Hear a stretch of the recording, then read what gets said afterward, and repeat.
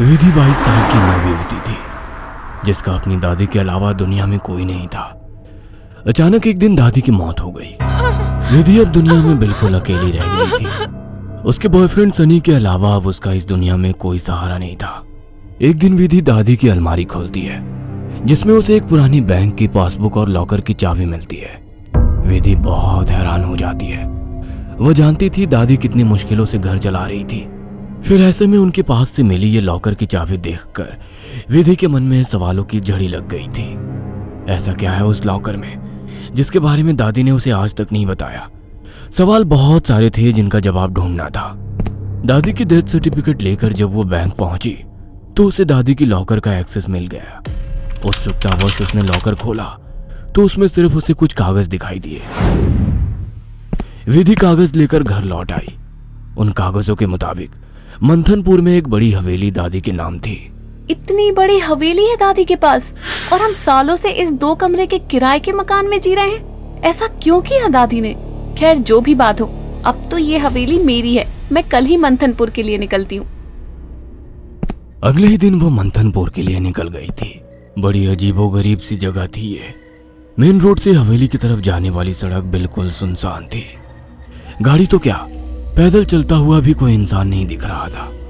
सड़क पर गहरा सन्नाटा पसरा हुआ था। सड़क के दोनों तरफ घने ऊंचे पेड़ लगे थे। इतने पेड़ पौधे होने पर भी वहां किसी भी पक्षी का कलरव नहीं था, कोई जानवर नहीं। धीरे धीरे अंधेरा हो रहा था। सड़क किनारे लगे घने पेड़ अब जंगल की तरह दिखाई पड़ रहे थे। सड़क पर फैली खामोशी अब विधि को डरा रही थी। कुछ ही देर में वो पैदल चलते हुए हवेली तक पहुंच गई थी। हवेली काफी पुरानी दिखाई पड़ रही थी। ऐसा लगता था कि सालों से वहां किसी ने पैर ही नहीं रखा। हवेली के 500 मीटर के दायरे में गिने चुने ही मकान थे और जो थे वो भी खाली पड़े हुए थे। विधि के मन में कुछ अजीब सी उथल पुथल मची हुई थी। मेन गेट खोलकर वो हवेली के अंदर पहुंच गई। अंदर का नजारा देखकर वो दंग रह गई थी। पूरी हवेली जगमगा रही थी। अंदर महंगे फर्नीचर और सजावटी सामान देखकर विधि का मुंह खुला का खुला रह गया था। अरे वाह, ये हवेली तो बहुत वेल मेंटेन्ड है। लगता है यहाँ जरूर कोई रहता है। हेलो, कोई है? कोई है यहाँ? विधि पूरी हवेली में घूमकर वहां रहने वाले व्यक्ति को ढूंढ रही थी। ढूंढते ढूंढते वो हवेली के अंदर आकर देखने लगती है। तभी एक बूढ़ी औरत ना जाने कहां से विधि के सामने आ जाती है। बूढ़ी के चेहरे पर गहरी झुर्रियां थी और कमर झुकी हुई थी। काला लबादा पहने, आधा मुंह पल्लू में छिपाए, वो औरत बेहद डरावनी लग रही थी। आउच! डरा दिया आपने। क्यों आई हो यहाँ? लौट जाओ। मैं कहीं नहीं जाने वाली, ये मेरी हवेली है। बाय द वे, आप कौन? यहाँ कोई नहीं रह सकता, शैतान रहता है यहाँ। लौट जाओ। शैतान? Very funny. अच्छा, तो हवेली हड़पने के लिए ये स्टोरी बनाई है आपने? विधि कुछ कहने वाली होती है, तभी वो देखती है कि बूढ़ी औरत हवेली की ओर देखकर कुछ सकपका गई है और अपना चेहरा ढकते हुए वो अचानक ही अंधेरे में कहीं गायब हो जाती है। बड़ी अजीब औरत थी, कुछ स्ट्रेंज ही जगह है। विधि हवेली के अंदर आ जाती है और अपना फोन निकालकर सनी को कॉल लगाती है। हेलो सनी, तुम विश्वास नहीं करोगे, ये हवेली तो हमारी सोच से भी ज्यादा खूबसूरत है। तुम बस जल्दी यहाँ आ जाओ। हाँ, मैं आज रात को ही निकलता हूँ। सुबह मिलते हैं, बाय। अगले दिन सुबह सनी भी हवेली पहुंच गया था। अरे यार, कहाँ फंसा दिया विधि ने। अंदर जाने तक का रास्ता नहीं है। हर तरफ झाड़ियाँ, पेड़ पौधे। ऊपर से मुझे कहा कि मेरी सोच से भी ज्यादा खूबसूरत है हवेली माय फुट। सनी बड़बड़ाता हुआ मेन गेट से अंदर जा रहा था। बाहर का कंपाउंड क्रॉस करने के बाद अब वो दरवाजे के सामने था। उसके नॉक करने से पहले ही दरवाजा खुद ब खुद खुल गया। सनी हैरान रह गया था। अंदर पहुंचकर उसने देखा हॉल में कोई भी नहीं है। विधि को पुकारते हुए वो अंदर बेडरूम की ओर बढ़ गया। बेडरूम के अंदर का नजारा देखकर सनी ने दांतों तले उंगलियां दबा ली। विधि अंदर बेड पर बैठी हुई थी। उसके लंबे बाल खुले हुए थे और उसके चेहरे को ढके हुए थे। बालों के बीच से उसकी लाल खून आंखें दिखाई पड़ रही थी। दोनों हाथ और पैरों की मदद से वो बेड पर ऐसे बैठी हुई थी मानो कोई जानवर हो। उसकी खूबसूरती गुलाबी त्वचा जगह जगह से कटी थी और सफेद पड़ गई थी। विधि को देखकर सनी जोर से चिल्लाया, विधि, ये क्या हो गया तुम्हें? सनी की बात सुनकर विधि ने डरावने अंदाज में गर्दन टेढ़ी की। अब उसके चेहरे पर से कुछ बाल हट गए थे। वह भयानक आवाज के साथ हंसने लगी। उसके मुंह से किसी जानवर की तरह लार गिर रही थी। अचानक ही वह पूरी ताकत से चिल्लाई। विधि के बाल हवा में उड़ रहे थे और चेहरा चीखते हुए और भी भयानक होता जा रहा था। काले दांत और सफेद पड़ चुकी आंखें आकार में बड़ी होती जा रही थी। सनी के अंदर और देख पाने की ताकत नहीं बची थी।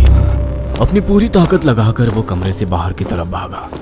बाहर हवेली के दरवाजे तक पहुंचा ही था कि विधि की दर्द से भरी आवाज सुनाई पड़ी। सनी, मुझे छोड़कर मत जाओ, मुझे बचा लो। सनी, ये मुझे नहीं छोड़ेगा। बहुत दर्द हो रहा है, बहुत दर्द हो रहा है। विधि जोर जोर से रो रही थी और सनी को रोकने के लिए बोल रही थी। विधि की ऐसी दर्द भरी आवाज सुनकर सनी तड़प उठा और दौड़कर उसके कमरे की तरफ वापस आ गया। ये सब क्या हो गया विधि? ये सब क्या हो गया? मैं क्या करूं, बोलो। बहुत भूख लगी है, तेरा खून पीना है। इतना कहकर विधि अजीब तरीके से मुस्कुराने लगती है और अपने हाथों और पैरों की मदद से जमीन पर रेंगते हुए सनी की ओर बढ़ती है। सनी बिजली सी तेजी दिखाकर कमरे से बाहर निकल आता है और कमरे का दरवाजा बाहर से बंद कर देता है। सनी की कुछ समझ नहीं आ रहा था। वह विधि की मदद करना चाहता था। उसे ऐसी हालत में छोड़ना उसे मौत के मुंह में धकेलने जैसा था। वह बाहर जाकर मदद मांगने का निर्णय लेता है और तुरंत बाहर निकल आता है। हवेली के अंदर दूर दूर तक केवल सन्नाटा छाया हुआ था। अंदर से रह रहकर विधि की दर्द भरी चीखें सुनाई दे रही थी। मदद की उम्मीद में सनी दौड़ते हुए आगे भागे जा रहा था। तभी उसकी नजर एक चर्च पर पड़ी। चर्च काफी जर्जर हालत में था। सनी इधर उधर देखता हुआ अंदर पहुंच गया। दोनों हाथ आपस में बांधकर वो फूट फूट कर रो रहा था। Please God help me, please. कहाँ जाऊं मैं? किससे मदद मांगू? प्लीज। कोई प्रॉब्लम है क्या? मुझे बता सकते हो? फादर की बात सुनकर सनी सारी बातें फादर को बता देता है। परेशान मत हो डियर, मैं तुम्हें हॉली वाटर दे रहा हूँ। जाकर अपनी गर्लफ्रेंड के ऊपर छिड़क देना। God bless. Sunny holy water लेकर हवेली लौट आया था। उसने विधि के रूम का दरवाजा खोला तो वो दीवारों पर चल रही थी। उसके मुंह से खून बह रहा था और वो जोर जोर से हंस रही थी। दरवाजा खुला देख उसने टेढ़ी सी नजर से सनी को देखा और दीवार से नीचे कूदकर उसकी ओर बढ़ने लगी। सही समय पर सनी ने हॉलिव के ऊपर छिड़क दिया। विधि एक जोरदार चीख के साथ दूर जा गिरी और एक काला सा साया कमरे से बाहर की तरफ जाता हुआ दिखाई दिया। विधि, वो चला गया। तुम ठीक हो? हाँ, वो चला गया, लेकिन अब वो अकेला नहीं आएगा।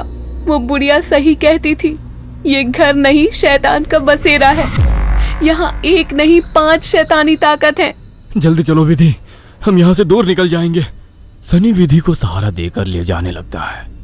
तभी विधि की आंखें पलट जाती है और वो सनी को दूर धकेल देती है। सनी जाकर दीवार में टकरा जाता है। तभी फादर वहां आ जाते हैं। मैं जानता था यहाँ एक नहीं बल्कि कई शैतान हैं जो तुम्हें नुकसान पहुंचाने की कोशिश जरूर करेंगे। तुम्हारी दोस्त पोजेस्ड है, यह आसानी से उसका शरीर नहीं छोड़ेंगे।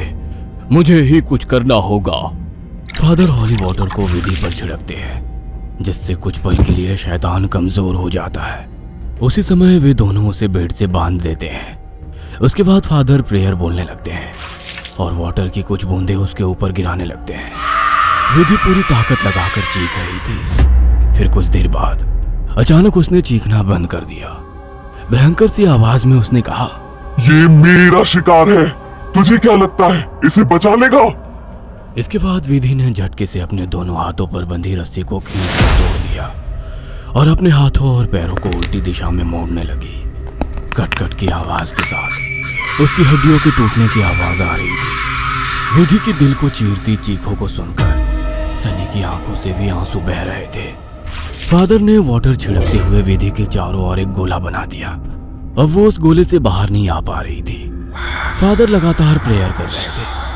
अचानक कड़ाक की आवाज आई और विधि की गर्दन पीछे की तरफ घूम गई। विधि का शरीर निढाल होकर जमीन पर गिर गया। सनी पागलों की तरह विधि विधि चिल्ला रहा था। फादर के लिए इस समय सनी की जान बचाना जरूरी था, इसलिए वे उसे घसीटते हुए हवेली से बाहर ले आए और दरवाजे पर वाटर छिड़क कर वहां से बाहर आ गए। सनी अभी भी जमीन पर सिर टिकाकर फूट फूट कर रो रहा था और फादर की आंखों में विधि को ना बचा पाने की तकलीफ साफ दिखाई दे रही थी। अगर आपको हमारी ये कहानी पसंद आई हो तो इसे लाइक और शेयर करना ना भूलें। साथ ही ऐसी और नई कहानियों के अपडेट्स पाने के लिए हमारे चैनल अक्षु टीवी को जरूर सब्सक्राइब करें।